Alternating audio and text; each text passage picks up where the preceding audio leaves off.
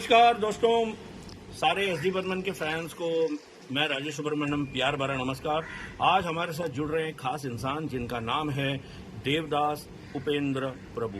Devdas Upendra Prabhu ji union bank of India में खार road के ब्रांच में 1969 में थे और एसडी बर्मन साहब के साथ जो उनका एक्सपीरियंस है वो शेयर करेंगे आपके साथ। मैं 1969 में खार ब्रांच में था यूनियन बैंक में। तो एसडी बर्मन साहब और उनका बंगलो हमारे टेलीफोन एक्सचेंज के सामने, ब्रांच के सामने ही था। तो अपनी मिसेस मीरा जी बर्मन के साथ ब्रांच में आते थे कैश विड्रॉल के लिए वगैरह।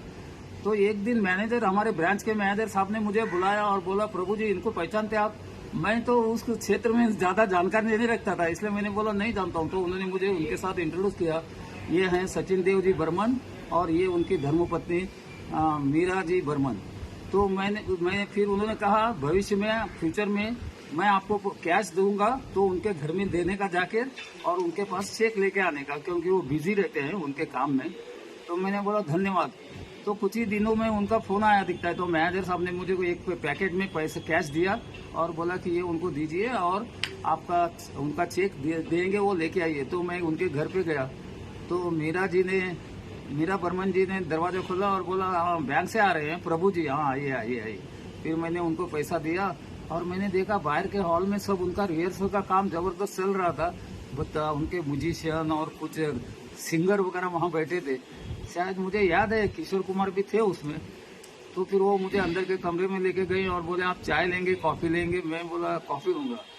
तो फिर ऐसे 4-5 बार मेरा वहाँ जाना आना होता था। तो वो मैं ये वहाँ का माहौल देख के फिर मुझे पता चला कि ये सचिन देव जी बर्मन यानी हिंदी फिल्म इंडस्ट्री के महान म्यूजिशियन है। और उनकी कलाकृतियां देखकर देखिए मेरे शरीर पर रोम रोम खड़ा हो रहा है। तो हमारा कितनी पीढ़ियां आ गई उनका म्यूजिक सुन के और उससे उन्होंने प्रेरणा ली। तो मैं ये सब मेरी यादें आपको तरोताजा करके उनको धन्यवाद और उनको श्रद्धांजलि भाव भी नहीं पुष्पांजलि अर्पित करता हूं। और मेरे 2 शब्द में थैंक यू सर। एक चीज पूछना चाहेंगे प्रभु साहब, कई लोग कहते हैं बर्मन साहब यानी कि सीनियर बर्मन, दादा बर्मन साहब, एसडी बर्मन साहब थोड़े कंजूस थे। उनके घर में जो आते थे सबको वो चाय पानी और खाना नहीं देते थे। आपका एक्सपीरियंस से तो लग रहा है आपके साथ तो अलग व्यवहार था। नहीं, मेरा उनके साथ कुछ ज्यादा बातचीत नहीं हुआ। मैं तो मीरा जी के साथ ही, मीरा जी मुझे बाहर कमरे में सब उनका रिहर्सल और क्या उसका काम चलता था ना, तो वो मुझे अंदर के कमरे में लेके जाती थी और बैठा के बोलते थे प्रभु जी आप क्या लेंगे, चाय कॉफी वगैरह? तो फिर मैं तो कॉफी पीता था तो उन्होंने कॉफी बना के मुझे देती थी। तो उनका निजी पर्सनल क्या है वो मुझे इतना कुछ खास मालूम नहीं है। कोई रिकॉर्डिंग याद है आपको? कोई रिकॉर्डिंग जो आप गए थे तो रिकॉर्डिंग मतलब रिहर्सल, आपको कोई गाना याद है जो गाना आपने देखा होगा? मैंने वो किशोर कुमार या कोई उनके सामने पेश करते थे और वो हारमोनियम पे कुछ बजाते थे। वो टाइम पे मुझे लगता है ये गाइड या कुछ ऐसा पिक्चर का काम चलता होगा। क्योंकि वो सारे ध्यान पूर्वक उनकी हारमोनियम पे क्या चल रहा है वो सुन रहे थे और उसके बाद में रीटेक होता था उस गाने का। ऐसा मुझे याद है।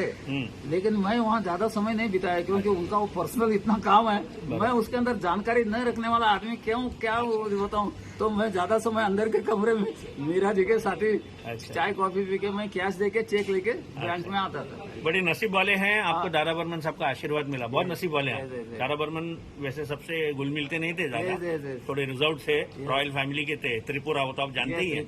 हाँ, तो मैं खुद को भी भाग्यवान समझता हूँ कि ऐसे महान हस्ती से मेरी मुलाकात हुई और उनका आशीर्वाद लेने का मुझे सौभाग्य प्राप्त हुआ। मैं मीरा जी और सचिन देव जी दोनों को अभी प्रणाम करके उनको श्रद्धांजलि। Thank you sir. Thank you Prabhu साहब। हमारे श्रोताओं के साथ आपने जो ये वैल्यूबल आपके जो एक्सपीरियंस है वो शेयर किया। Thank you so much. God bless. बहुत बहुत धन्यवाद। Thank you. Thank you.